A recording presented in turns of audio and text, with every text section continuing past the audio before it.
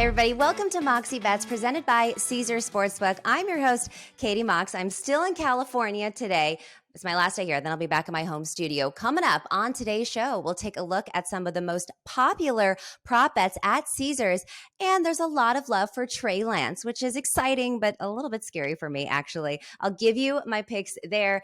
And with all the legal stories in sports this week, we decided to bring on a sports attorney to hash it all out. From Deshaun Watson to Live Golf, we will break it all down. And of course, I will give you my Mox Locks. Now let's get into it. First up, it's a Mox Thought. That's how I like to start the show, guys. Here are the top 3 most popular offensive player season-long prop bets by handle on Caesars Sportsbook. 1, we've got Miles Sanders under 5.5 rushing touchdowns. That's at minus 175. Then we got 2 Trey Lance props, which is exciting for me, but a little bit scary here. Trey Lance over 625.5 rushing yards is at minus 125. That actually opened up at 475.5. So huge jump there since he was named the starter. And also his rushing touchdowns, the over 5.5 is a popular bet at minus 140. So which bet should you take? I think, look, I'm a Niners fan. I'm a little bit like superstitious. I'm not going to put so much weight on Trey Lance. Again, I am hopeful that he is going to be that guy and he's going to be great. But I think we have to be realistic about his start here. This is still a rookie season for him. He only played in a couple full games last season. Having him rush this many yards and this many touchdowns, I'm just not putting money on that at this point. What I am going to do is I'm going to fade Sanders. So he's heading into his final year of his rookie deal. He missed 5 games last season due to injury. But guess what, guys? He did not have 1 rushing touchdown last season. Now, Sirianni says Miles is our guy, but is he really their guy? If you look at the running backs, they're probably going to rotate with Gainwell and, of course, Boston Scott as well. And look, you've got Jalen Hurts, who is a dual threat quarterback. He's going to be rushing the ball as well. NFL.com also ranked Sanders 31 out of 32 running backs next season. So while I'm hopeful for Lance, I feel more confident in fading Sanders, even if it's a little juicy at minus 175. All right, so let's welcome in our guest today, Dan Lust, who is a sports attorney and actually a big component as to why there is legalized sports betting in the city of New York. He is also a law professor and a podcast host. You're a busy, busy guy, and also a father of 2 Disney girls, which I really appreciate about you. Dan, how's it going? I wear a lot of hats. But I enjoy wearing them. And we got my sports, we got my law, and then as I might have divulged, I got my Disney Princess Encyclopedia over here, which, you have to as a girl dad. You have to as a girl dad, and I absolutely love that. All right, let's start with the biggest topic of the week, Deshaun Watson. He was handed a 6-game suspension. The league has informed the Players Association that they will appeal the decision. Give us your legal take on this situation. Okay, a couple things. So the appeal by the NFL, not so surprising, but Katie, I'm told this is a pseudo betting show, so I'll give you my kind of betting side of it. Please. Right? Watson did what I would call a very risky bet. We'll say it's a 2-leg parlay.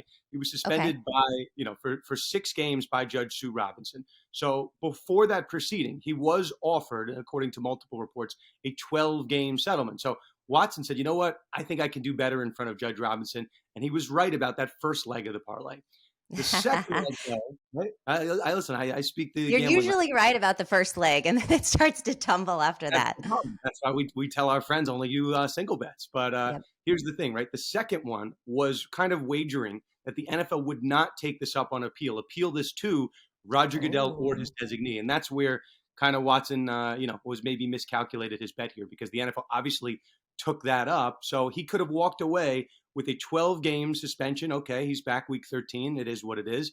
But now, right, the NFL is seeking an indefinite suspension of at least 1 year. So maybe a calculated misstep if you're Deshaun Watson. Yeah, absolutely, because he could have had just 12. So how long does this process take of appeals? We got the season starting pretty soon. Is this going to be decided on before the start of the season? So it's going to be tough to tell, right? Right now, we're dealing with this intermediate appeal to the NFL or Roger Goodell's designee, and Roger Goodell has now noted he is not going to be presiding over the case. It's going to be former Attorney General, so someone that's served on the NFL's diversity committee, someone that's handled the Ezekiel Elliott arbitration case, so someone that is very friendly with the NFL. So I think this level of the appeal will probably take a week or two. Will be done before week 1. But here's the problem, Katie, as we remember well with the Deflategate saga. That case, when it went up to federal court, right, when the actual federal court case took place, that took over a year. Oh, I can tell you wow. that this initial leg is probably going to take a week or 2 weeks, but then the next leg, right, it really might take a year if Watson really wants to take this to true and federal court with multiple judges and multiple real appeals, not just appeals to Goodell to kangaroo court. To Goodell Kangaroo Court. I love the way you said that. Okay, like you said, it's a sports betting show. So, what are the implications, do you think, in the sports betting world? I'm sure sportsbook, excuse me, right now are in a bit of a tizzy trying to figure out what to do with the Browns, over and unders, and any Deshaun Watson props. So I have not seen any line move more than those Watson props, Yeah, right? And also separately, right, the over-under props for the Browns win total. So, when the NFL announced they were appealing this and everyone, said, hey, they're going to probably win in this level of appeal. Mind you, in our fictional casino here, I think the NFL odds to win at this appeal level are like, I don't know, minus 500, right? It's yeah, a friendly form. But as for those odds, right, I think the Browns over-under win total line was 9.5. That then yeah. was reduced to 8.5 because I think they assume that, Jacoby Brissett is a significant downgrade, with respect to Watson. Here's the interesting one, Katie, if we're looking for some value for our bettors. Week 1, the Browns are in Carolina to play Baker Mayfield and the Carolina Panthers. So Yes. on paper, right, if Watson and Baker are playing, I don't know, no brainer. I think the Browns should be a heavy favorite. But when you look at that line right now, it's a pick 'em. So the Yeah. sports books do think that Watson's going to be off the field. But as I remember very well from the Brady saga, Brady lost, right? And he took the case to, to actual federal court. And what Brady sought, and I think is what Watson's going to seek, is something called a stay of his suspension. Now, that means that the NFL suspension will be held in abeyance while the federal court is working it out. So while the federal court Ooh. is deciding whether Watson is right or wrong, he's going to ask the court, hey, please lift that NFL suspension. Let me play until you figure out if I'm right or wrong. So I actually think there is a realistic scenario that he's on the field in week 1. And then that pick'em game, I mean, that should be like a 5.5 game, a 6.5 favorite for the Browns. So me personally, I'm very closely watching those lines. Wow. So you're saying there's a real likelihood that Deshaun Watson could play in game 1, which I think absolutely nobody thought was a possibility because I thought he would be suspended for at least the 6 games. But that's very interesting.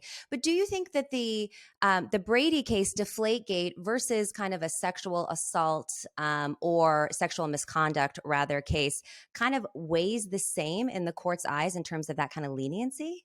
So you hit something on, hit the nail on the head, right? Watson got a 6-game suspension. Brady has a suspension for deflating balls. Zeke Elliott has a domestic violence case. And we want to throw in random suspensions here. DeAndre Hopkins gets a 6-game Yeah. suspension for PED. So the NFL is all over the place. But when it comes to the actual merits of the suspension, what the court will look at is what they looked at in the Brady saga. Was the disciplinary process fair? And who Mm, agreed to it, right? The union right. agreed to it, and the league collectively bargained for it in the 2020 CBA. And that's what they came up with. Appoint an independent arbiter, right? Here was Judge Robinson. She's going to come up with an offense, some type of punishment here. And then that second level of appeal will go to an NFL friendly forum. Who agreed to that? The league and the players. So when it goes up on appeal, usually, and it doesn't have to be sports, right? Courts are really hesitant to overturn the decision of a private organization unless there's some type of fraud or some type of real unfairness involved. And here, right, the lawyers with respect to the league and the union agreed to this procedure. Maybe that wasn't so smart, but I mean, they agreed to let Goodell be on the end here. So that's Yeah. why Brady lost, once it went up on appeal, and why I think, truthfully, on merits, I think Watson is really we're talking about big underdog Yeah. on the merits if this goes to federal court. So I don't necessarily think he's going to win in federal court, but I Yeah. do think a realistic chance that he is A maybe plane. playing week 1, week 2, week 3 while the case is being decided actually at that federal court level. Well, if it takes an entire year, he might play the whole season, which would be Right. even more wild. All right, let's switch gears here and talk Dolphins. Though the Dolphins were not penalized for Ross allegedly telling head coach Brian Flores to tank, a team losing games on purpose clearly has an impact on sports betting. What if the Dolphins would have been found guilty of tanking as well? Well, practically, you and I would be leading with that story instead of the Watson story. I think bribing in a game is probably a big story. Um, you want to laugh, right? We're talking about Deshaun Watson, a 6-week suspension, and DeAndre Hopkins, 6-week suspension. Stephen Ross, the owner of the Miami Dolphins, also hit with a 6-week suspension. So 6-week suspensions are all not created equal in NFL world. They're Here's the thing, not. right? I can't really make sense of that, but we'll try to solve football's punishment problems at a later point in time. Here's the thing when it comes to this punishment. The NFL, this investigation stemmed from Brian Flores' class action discrimination lawsuit. Yeah. So in his complaint, and I said at the time, I'm like, why in this complaint about racial discrimination is he talking about being bribed or offered a bribe to lose games? I'm like, that has nothing to do with the case, but it's going to apply a little bit more pressure to the Dolphins. So fast forward like 6 months, here we are, and the owner of the team is now suspended in really an unprecedented suspension. So I don't know, tampering, Katie, you and I follow the NBA as much as we follow the NFL and really all sports. The NBA deals with tampering all the time, right? I think the Knicks are being investigated right now for the Jalen Brunson signing, the Sixers with respect to James Harden. Tampering happens all the time. But we don't see punishments in sports where owners are suspended for weeks and fined $1.5 million and losing first-round picks. That seems to me to be a punishment that would probably be closer to a tanking type punishment, but the NFL didn't want to call it that. And I think if the NFL had found that the team lost games on purpose, totally different story. That's the A block, right? So that's why we're here. They want to call this a tampering punishment, not a tanking one, but in my optics, it looks kind of like a tanking punishment. Yeah, and I agree with you in terms of the accusations being a little bit different in terms of tanking versus the racial discrimination. But I feel like maybe he was trying to paint a picture of, would he have asked a white coach to tank games like this? And maybe it was kind of painting that picture. Of course, we don't know for sure, but for me, I think it does actually go hand in hand with racial discrimination, because we don't know if that would happen with a white coach. That's completely fair. I mean, and you asked the question, right? What would we be dealing with on a gambling saga? I mean, gambling, right? That's if you lose games on purpose, and right. And the allegation here, for those that haven't been following that closely, Brian Flores alleged that he was offered $100,000 a game to lose, and maybe that would be, I don't know if I believe it or not, but I follow social media, as I'm sure you do and everyone else. I mean, hashtag Tank for Tua was trending at this time. That was the year. So the owner saying that is one thing, and the NFL found that Stephen Ross didn't just say it once; he said it multiple times. And the NFL found that he said it in joking. He was not being serious. But if we're, putting on our legal hats here, the standard as to whether someone else makes a real offer is whether the person that heard that offer reasonably thought it was a real offer and not a joke. And we know that Brian Flores, he's a reasonable person, right? That's the standard. He thought it was serious. He put it in his complaint. He swore under oath that it was a serious offer. He put it in writing. I think he complained to the Dolphins brass that he felt uncomfortable at these overtures. So I don't know. The NFL believed that he said it. Ross said it a couple times, but I guess didn't believe Brian Flores that that it was a serious offer. So yeah, very different story if the NFL had found that the bribery occurred. But serious tampering allegations are no joke in and of themselves. No joke in and of themselves. Okay, let's switch gears here to golf. Live Golf has been controversial since its creation, and now 11 Live golfers, including six-time major champion Phil Mickelson, are filing an antitrust lawsuit against the PGA Tour for suspending them from the tour. Do the Live golfers have a case here? This was supposed to be the off season. There's all these cases left and right. I mean, I don't know what's going on. You're a busy guy. Yeah. Well, you know what? I guess when the athletes are in their off season, they decide to make everyone's life very busy. So here's the thing. With respect to Live Golf, this is a lawsuit that we saw coming for a certain amount of time since Phil Mickelson, who's the lead plaintiff in this case, kind of made his comments that the PGA Tour had too much control over its golfers. Now, a couple procedural points. Live Golf is not a member in this lawsuit. It's 11 golfers suing the PGA Tour. So the other thing that I think maybe is interesting, right? We're talking a lot about Live golfers losing sponsorships by leaving the PGA and being associated with this kind of Saudi-backed golf league. And I guess it doesn't apply to lawyers. 3 of the largest law firms in the country are representing these golfers. Wow. Phil Mickelson, Bryson DeChambeau, right? Some guys that lost major sponsorships. Doesn't really apply to lawyers. So listen, I'm not representing them. No one can back me here. Get angry at me. I'm telling you about the case. At its heart of hearts, this is really a case as to how much control the PGA Tour can have over golfers who are not members of a union like the NFL has or NBA has or Major League Baseball. Golfers are independent contractors. So how is the PGA Tour wielding this level of control? Independent contractors, right? That's like a freelancer. That's like a plumber. Right. That's like an electrician.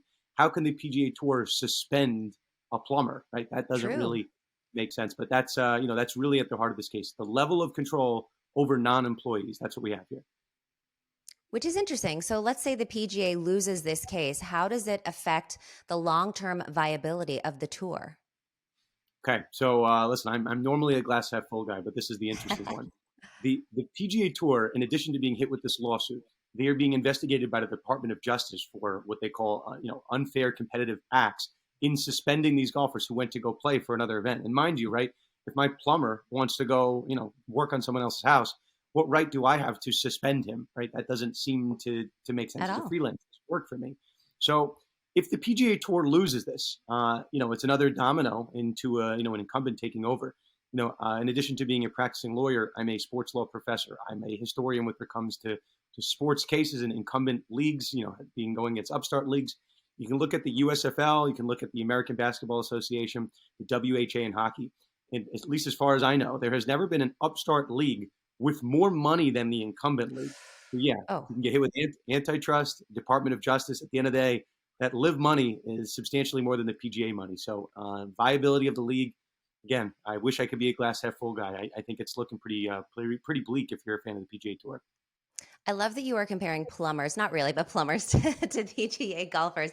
But yes, I like the analogy and it makes a ton of sense because yes, if you decide if your plumber goes to your neighbor's house, you can't necessarily suspend them. But I guess is it like an at will, like they can choose to hire you or not hire you type of thing? I mean, obviously suspension is a weird term, but they just say like, we don't want to work with you anymore. Like you went to my neighbor's house. Now I no longer want to work with you. Is that fair? Well, it's interesting. Golfers aren't exactly plumbers, so your point is well taken. But it's like unless you're a complete psychopath and you have like code of conduct for my plumbers on your wall, right? Like Yeah. that's kind of what the PGA Tour has. Yes, they are Yeah. independent contractors, but they're somewhat of a gray area because there is the handbook, right? In Yeah. order for a PGA Oh, golfer to play in some type of charity event, they have to ask for a specific exemption. So right. PGA Tour doesn't want to give these exemption, and these golfers are like, well, isn't that the same thing? Like, why is this different than playing in a charity event for my local club? And what the PGA Tour, I think, will argue is this is a league. This is a competing entity. So it's not like playing in a charity event. So yes, it's a gray area. And what the PGA Tour will say, hey, you might not be a union, you might not be our employees, but you did agree to this handbook in some way, shape, or form. You agreed to these suspensions or these potential fines that could come. So that's the argument. The PGA Tour is going to be like, listen, we are not overstepping our bounds. You agreed to this, and that's what it is. And obviously on the other end, you have these golfers saying, we are independent contractors. We should be able to work wherever we want. We are Yeah. not getting a piece of the pie like NFL players do, like NBA players do. So how are you able to exert more control, like a league would? So that's really where we are, and it's an unprecedented case for golf, but one that is not so foreign to sports. Minor leaguers are having a similar lawsuit with respect to Major League Baseball, and over in the NCAA, college athletes are trying to allege that with respect to the NCAA. So these antitrust lawsuits, all of a sudden, there's something in the waters here. Do you think that there potentially could be a unionized golf situation?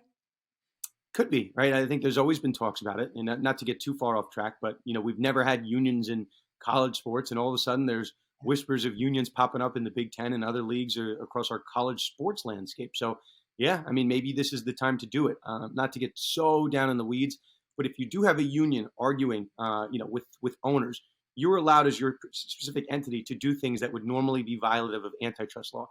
So, Oh, Katie, again, like this is kind of crazy. In theory, the NFL draft, where players get slotted onto random teams, that's actually violative of antitrust law. You can't like put someone on a team. Like if you're the top engineer in the country and you graduate Harvard Law and you're like, oh, I'm going to go work for some big tech company and get paid millions of dollars, and you get a yeah. letter in the mail, hey, you've been drafted by IKEA. You have to go fly over to Sweden right now. That's not Yeah, allowed. that is crazy. It's a labor restriction, right? You can't Yeah. do that. But because the union and the league have agreed to that. That's what's called a non-statutory labor exemption. So the short answer is that maybe the PGA Tour is thinking about it, maybe allowing golfers to unionize end some of these discussions. So once upon a time, that's what happened at the NFL level, Major League Yeah. Baseball, NBA, and maybe you have that coming to golf at some point in time. That'll be really interesting. All right, let's bring this back to betting. What does this do for golf futures? So here's the thing, right? We have events that PGA events that the live golfers are not allowed to compete in. That's what Yeah. we're dealing with right now. These golfers in seeking going to court, the first level of relief they are seeking is similar to what we just talked about with Deshaun Watson, a temporary restraining order. They're asking for those PGA issued suspensions to be stayed and held in abeyance while this case is working itself out. So this case, similar to the Watson case, if it goes to, go all the way the distance in federal court, could go for a year, right? So if you're trying to figure out these PGA Tour futures, if you see a bet right now and you're looking at the favorites, those odds are certainly subject to change if you have guys like Bryson and Phil that Yeah. enter the field, like Taylor Gooch, right? Ian Poulter, some fairly big names. So if you're trying to figure out who to bet on, I would really hang tight. Yeah. You might have some decent names entering those fields for even some local PGA Tour events. So yeah, I'd be watching those odds very closely. Those are certainly subject to change.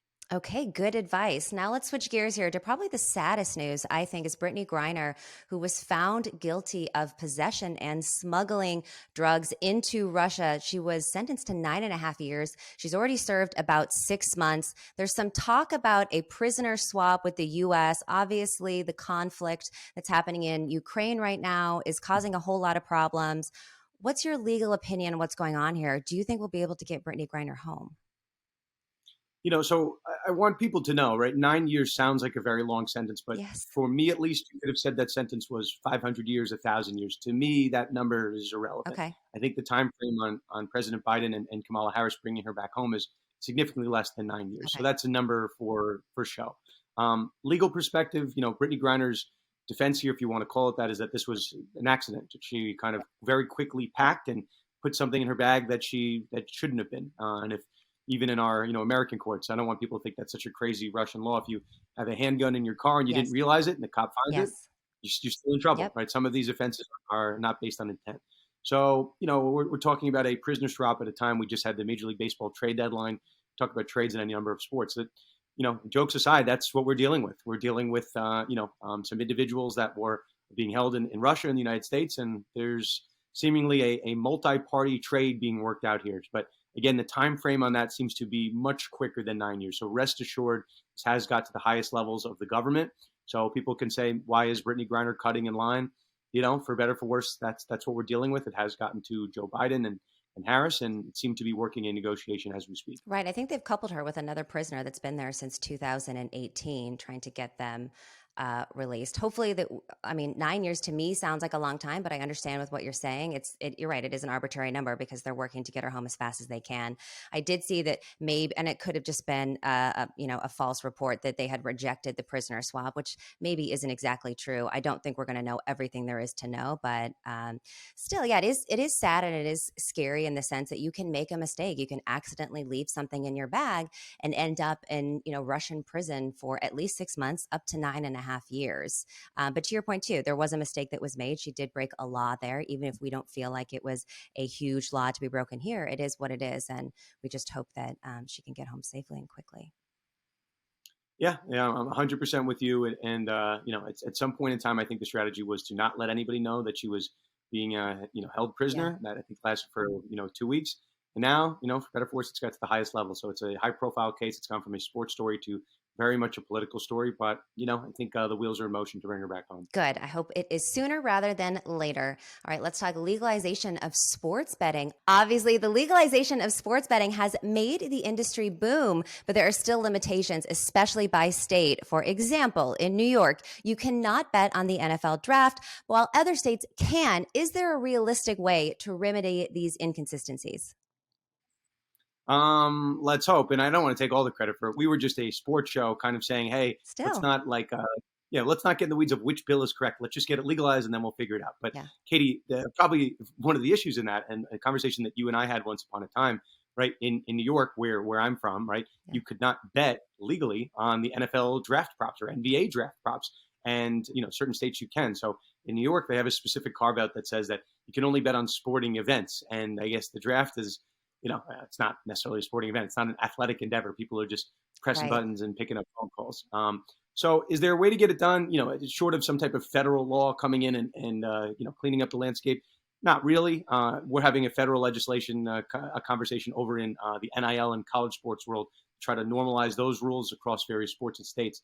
I think, as we're seeing in the majority of states have legalized sports betting, what we can hope for in this sense is that the states that are coming along, they're looking at the most successful states and seeing what those handles are and seeing the complaints that, even like a state like New Jersey, they couldn't bet on that St. Peter's, Sweet 16, Sweet 16 Oh, run. yes. But you And could like in New in New York. Jersey, Yeah. they could bet on every other team other than their home teams. Like, how does that make sense? Yeah. That if you're trying to talk about maximizing revenue in the state, I don't know who came up with that. So yeah, I think it'll take people like you and I making fun of the states that have the wrong laws. Shout out to New York. Your draft NBA and NFL draft laws make no sense. But there's always time for change. And again, we try to have conversations with the politicians to continue to tweak the laws and legalize in the states that haven't done it yet. Yeah, it's so funny, especially in states like the tri-state area when you could pop over to states really quickly with New York and New Jersey having different laws. Like you could bet on the Peacocks in New York. So people from Jersey could just drive right over and place a bet there. Or if you wanted to bet on an MVP or something, you could go to Jersey and do it. So it's, and that point, it's like kind of ridiculous when it's all so close, but I get it. Every state is separate, and hopefully they'll reverse that on the New York side, because it is kind of a bummer for us. Yeah, we'll see. But for those that are wondering, like, is it really legal that I'm driving across state lines? Depending on your state, yes. By and large, that is totally fine. Oh, good. Some states actually make you drive to the casino, but at least Yes. in the Northeast, I think we're pretty good. You can just go across state lines. So whenever your phone pings, it grabs your location. You're usually pretty good. Good to know it's legal, because I would hate to give out illegal advice here on Moxie Bets. Dan, thank you so much for joining us today. I know that you also host a podcast, so why don't you tell the people where to find you and what kind of information they can find on that? Yes, I host the Conduct Detrimental podcast in addition to the number of hats that I wear, but we cover all things at the intersection of sports and law. I think really all of these topics that we've covered in what has been a very busy week of sports law. So college sports unions, Dan Snyder, Deshaun Watson. Yes. We really cover the full gambit. There is no sports issue that we take that we take for granted. Even a Formula One legal dispute we are covering. And obviously, there's always gambling implications. So we cover that stuff too. I love that. And let the people know where to find you on social as well. Yes, I am at Sports Law Lust on Twitter and Instagram. And sports law guy, sports betting guy, and a Disney princess guy. So again, a lot of hats in the Lust household. Those are my favorite hats to wear. Dan, again, thank you so much for coming on. We'll talk to you soon. My pleasure.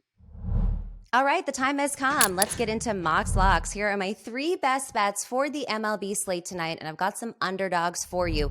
All right, first up, I'm looking at the Braves money line versus the Mets. Is that the Braves lost Thursday night's matchup 6-4, but this is a big game for them, and it's also a big series. They are 4 games behind the Mets in the NL East, and they need to stay as a leader in this wild card race, and they've got a pretty good road record. They're 26-21 on the season so far on the road. It's Anderson versus Walker on the mound tonight. Walker has been pretty good, actually. He's 9-2 with a 2.79 ERA. Anderson, not so much. 9-6 with a 4.99 ERA, but he's coming off of a pretty strong start. He allowed just 1 hit in 6 innings, and he picked up a win for his team on Saturday versus the Diamondbacks.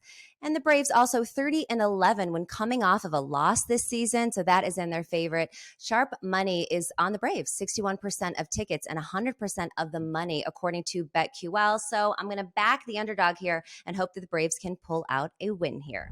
Next up, I'm looking at the Rockies money line versus the Diamondbacks. This is at plus 110, again, on Caesars Sportsbook. We got Mad Bum on the mound today. Not exactly what he used to be with the Giants. He's 6-10 on the season versus Marquez, who is 6-9. Rockies are 7-2 in their last 9 games versus a starter with a whip greater than 1.30. Baumgartner is 1.36 whip. Rockies also 7-2 in their last 9 games versus a team with a losing record. Now we know the Diamondbacks have a losing record. They are 46-58 on the season. Arizona also 1-5 straight up in their last 6 games. And when we look at these two teams head to head, Colorado 5-1 straight up in the last 6 matchups versus Arizona. So I like the Rockies on the money line here.